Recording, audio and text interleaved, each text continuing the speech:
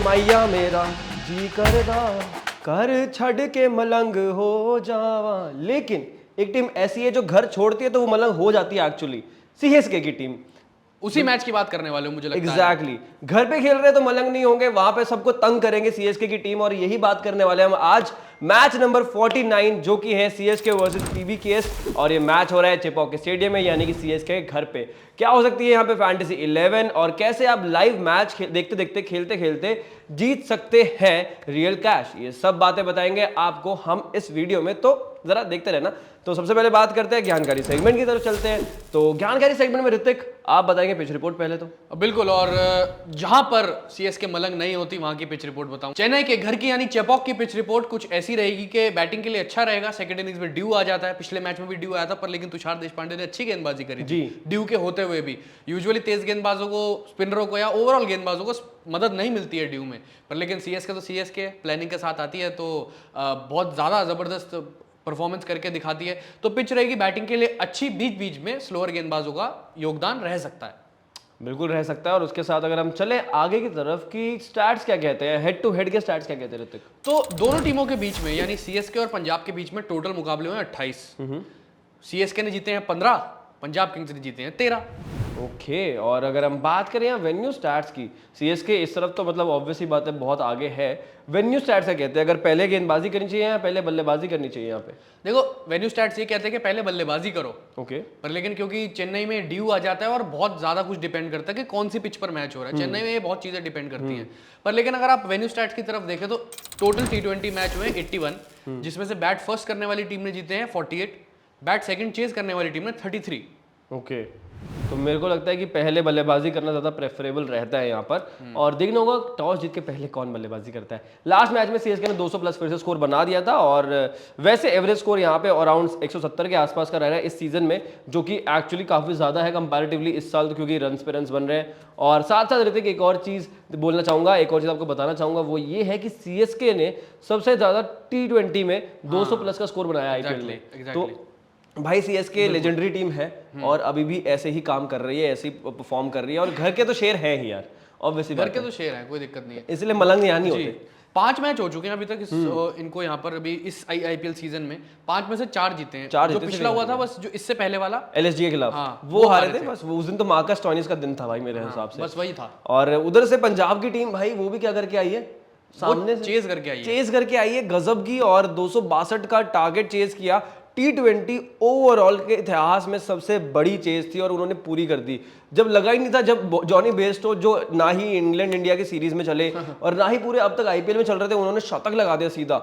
उसके बाद शशांक सिंह ने आगे जो पारी खेली, अगेन मतलब सुनने में आ रहा था कहीं कहीं से कि शायद से इंडियन टीम के लिए उनका कॉल अप आ सकता है जल्दी, वर्ल्ड कप के लिए ना आए लेकिन बाद में जरूर आ जाएगा। बिल्कुल हो सकता है, कोई बड़ी बात नहीं है, पर लेकिन जो बल्लेबाजी करी उन्होंने, 68 नॉट आउट रनों की पारी खेली, बहुत कमाल की पारी थी, बड़ी गजब की। और उसके साथ में अब आगे चलते हैं और जानते हैं कि प्रोबेबल 11 क्या होगी इन दोनों टीमों की। ऋतिक, तो चेन्नई सुपर किंग्स की प्रोबेबल 11 पहले बता देता हूं, तो वो कुछ ऐसी होगी। Ajinkya Rahane, Ruturaj Gaikwad, Daryl Mitchell, Moeen Ali, Shivam Dube, Ravindra Jadeja, MS Dhoni, Deepak Chahar, Tushar Deshpande, Mustafizur Rahman और मतीशा पथिराणा। सीएसके की बात कर ली है ऋतिक ने, अब बात करते हैं हम मेहमान टीम की जो कि है पंजाब की टीम। तो पंजाबियों में कौन कौन से प्लेयर्स खेलने वाले हैं ये बताते हैं हम। Jonny Bairstow, Sam Curran, Rilee Rossouw, Jitesh Sharma, Shashank Singh, Ashutosh Sharma, Harpreet Brar, Harshal Patel, Kagiso Rabada, Rahul Chahar and Arshdeep Singh. तो ये तो बात हो गई सब डेटा की, और जो भी डेटा हमारे पास हो सकता था हमने सब ले लिया है, लेकिन अब इस डेटा का करेंगे क्या? दिल दिमाग और डेटा के साथ हम लोग बनाएंगे अपनी क्लासिक फैंटेसी टीम, और उसके लिए हमें जाना होगा अगले सेगमेंट की ओर जिसका नाम है आज के बाजीगर। तो ऋतिक, ओवर टू यू। तो आज के बाजीगर में सबसे बढ़िया टीम देनी है क्लासिक फैंटेसी की, तो सीएसके वर्सेस पंजाब किंग्स मुकाबले की क्लासिक फैंटेसी टीम कुछ ऐसी होगी। विकेट कीपर्स में रहेंगे जॉनी बेयरस्टो और प्रभसिमरन सिंह, बैटर्स में शशांक सिंह, शिवम दुबे और ऋतुराज गायकवाड़, ऑलराउंडर्स में सैम करन और रविंद्र जडेजा, बॉलर्स में हर्षल पटेल, अर्शदीप सिंह, मतीशा पथिराणा और मुस्तफिजुर रहमान। तो वाइस कैप्टन रहेंगे शिवम दुबे और कैप्टन रहेंगे ऋतुराज गायकवाड़।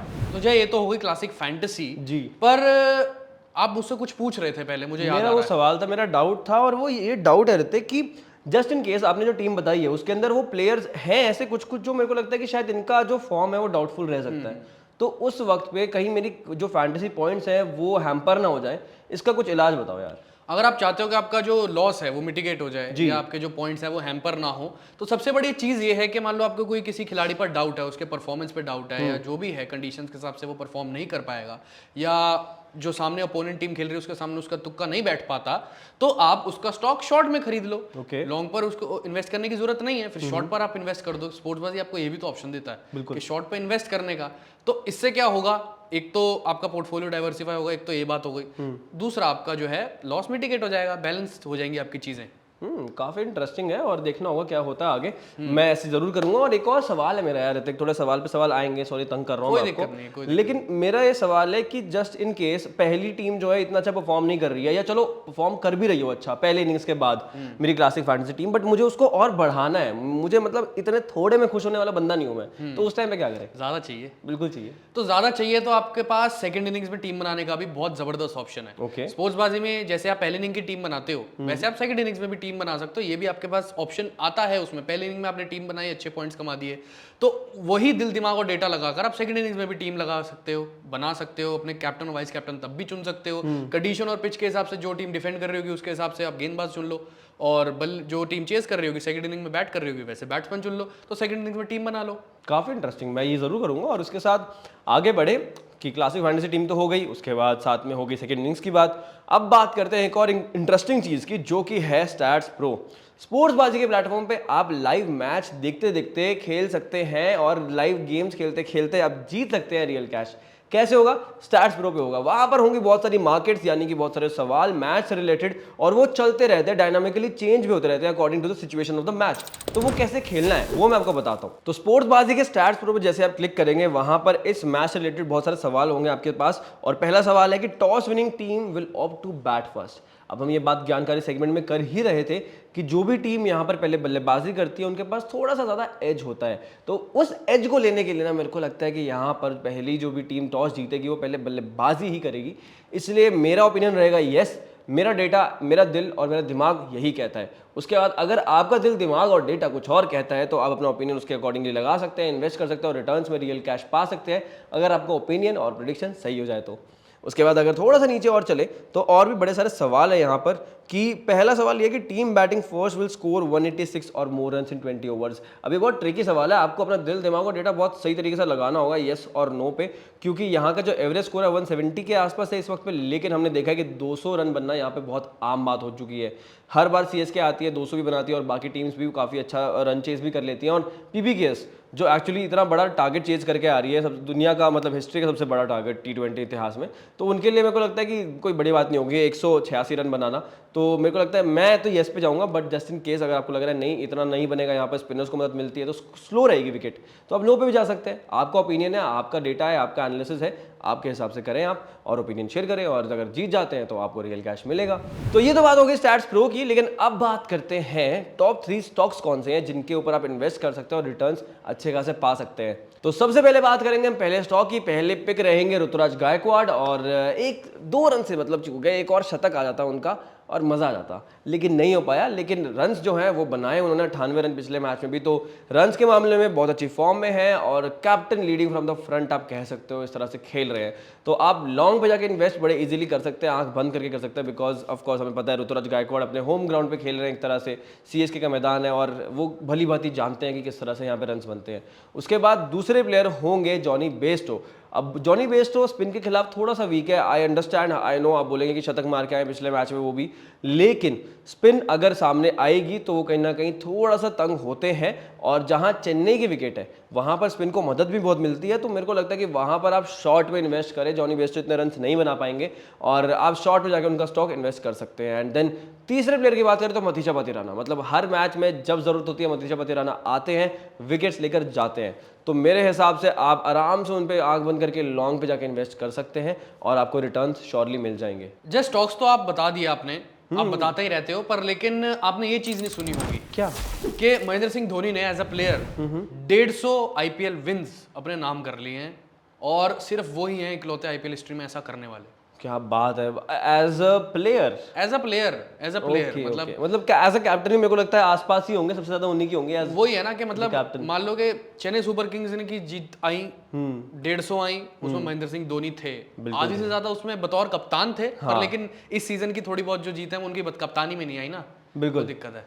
तो यही दिक्कत है। और दिक्कत तो क्या, ये तो ट्रांजिशन फेज है मेरे को लगता है। सीएसके में महेंद्र सिंह धोनी मतलब ऑब्वियसली बात है, थाला फॉर अ रीजन है, और इसीलिए 150 विन्स है। तो काफी इंटरेस्टिंग स्टार्ट था ये। अब चलते हैं थोड़ा सा और ज्ञान देने की तरफ, मुफ्त का ज्ञान हमारी ऑडियंस को देते हैं। और ऋतिक क्या बताएंगे मुफ्त के ज्ञान में? प्रेडिक्शन हो जाए एक। इस बार प्रेडिक्शन बड़ी इजी है, ये मतलब सबके लिए बहुत आसान प्रेडिक्शन है। चेन्नई के घर में चेन्नई का पलड़ा भारी रहेगा ना। मैं क्यूरियस हूँ कि एक्चुअली परसेंटेज कितना मिला है यहाँ पर। परसेंटेज पता है कितना मिला है? परसेंटेज मिला सीएसके को 65%। ओके यार, बाकी फिर बचा भी हुआ मेरे जो- सबसे ज्यादा है। हाँ मतलब कम है, sorry। 35 दे दिया पंजाब को। तो पंजाब के लिए ज्यादा है जीत के मेरे आई है। हिसाब से। मतलब ये वेटेज क्यों है इतनी सीएसके को? मतलब पंजाब जीत के आई है पिछले मैच में और चेज इतना बढ़िया करके आई है, फिर भी चेन्नई को अपने घर का एडवांटेज देखते हुए बड़ी वेटेज है यहाँ पर।